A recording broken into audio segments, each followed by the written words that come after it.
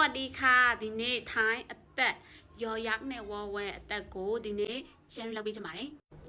ရော်ยักษ์နဲ့ဝေါ်ဝဲကကြတော့ group 3ထဲမှာပါတယ်သူကကြတော့အသက်အနေနဲ့သုံးတယ်ရသက်ဝတ်သက်အဲ့လိုအသက်နေရာမှာသုံးပါတယ်ရှင်သူကကြတော့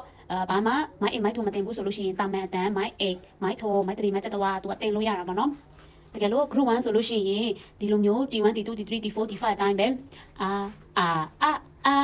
အဲ့လိုအတန်ထွက်ပါမယ်ရှင် group 2ဆိုလို့ရှိရင်ဘာမှမတင်ဘူးမိုက်အိမ်မိုက်ထုံမတင်ဘူးဆိုလို့ရှိရင်တာမန်တန်ဆိုလို့ရှိရင် T5 T2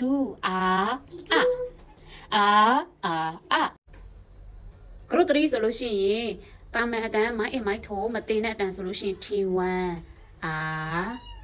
T3 မိုက်အိမ်တင်လို့ရှိရင် T3 မိုက်ထုံတင်လို့ရှိရင် T4